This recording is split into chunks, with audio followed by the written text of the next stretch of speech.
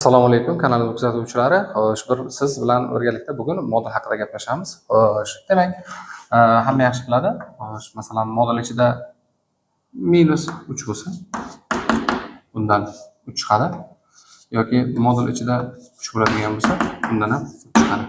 Xo'sh, aslida bu narsa qayerdan kelib chiqqan? Xo'sh, shuni topamiz.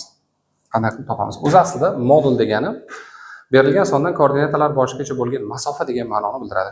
Modul aslida masofa degani. Xo'sh, demak ketdik.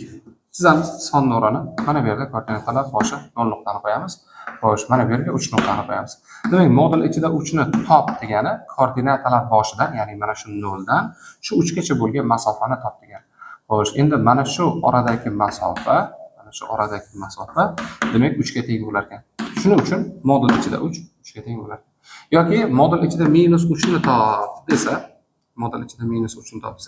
koordinatalar boshidan mana shungacha bo'lgan masofani top degan ma'noni bildirar ekan. Demak, mana shu koordinatalar boshida mana bungacha bo'lgan masofa, demak bu ham 3 birlikka teng bo'lar ekan. Shuning uchun moduldan manfiy chiqmas ekan. Degani, ya'ni o'sha masofamiz manfiy bo'lmaganligi uchun, o'sha ikki nuqta orasidagi masofa manfiy bo'lmaganligi uchun moduldan doimo musbat chiqar ekan.